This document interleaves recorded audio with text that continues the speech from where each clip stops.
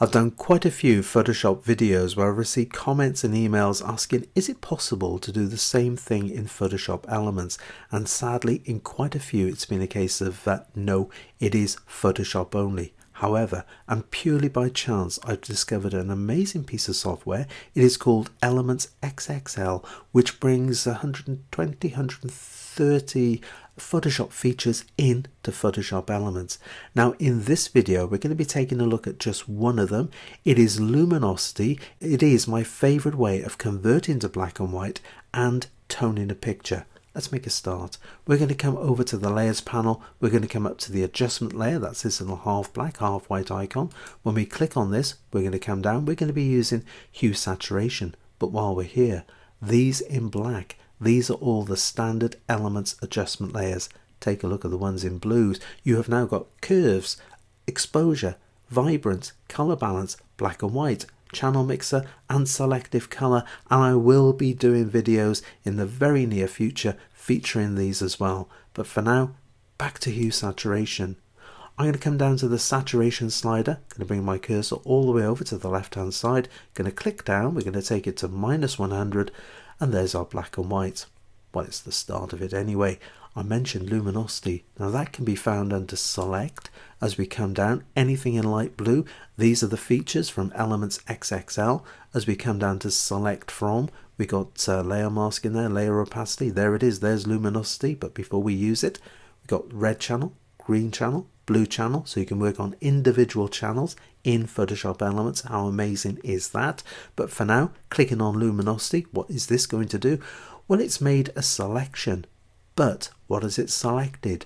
Well, in this case, it's gone for the lighter pixels through to the 50% grey. You'll notice the way the selection is coming round this part of our image here, up into the sky, and there it is, the selection around the outside. For this though, we need to inverse the selection. We can easily do that by going to select, inverse. So now what has this done? Well, it has now taken it from the 50% grey down to the darker tones in the picture. You'll notice the way the selection is around this area and all down around this area as well. But now what we're going to do is we're going to take this selection and we're going to put it into a mask. And to do that is very simple. We're going to come back to the adjustment layer. We're going to come to solid color. When we click on this, there it is. Take a look at the mask. I'll come back to this in just a few seconds. For now, let's just bring this up a touch into that area.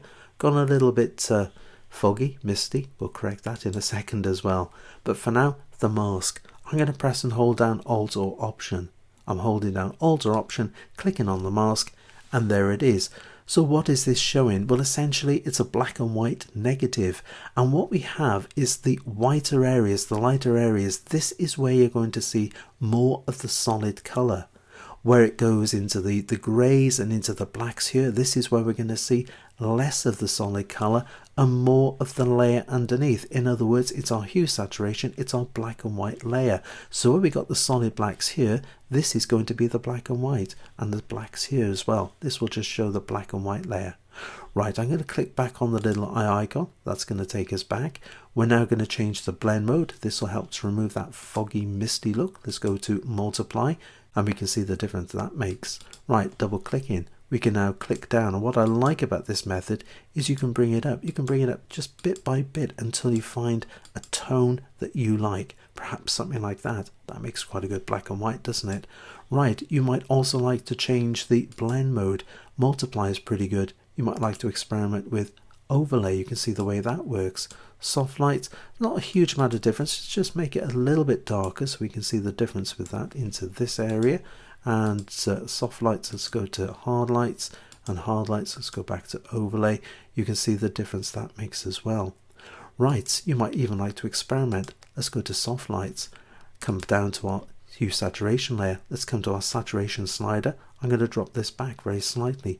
Why not go for a little bit of subtle color? You don't have to have full on color. Experiment. Just something like that looks pretty good. It suits this image, doesn't it? But I'm going to take this back to black and white.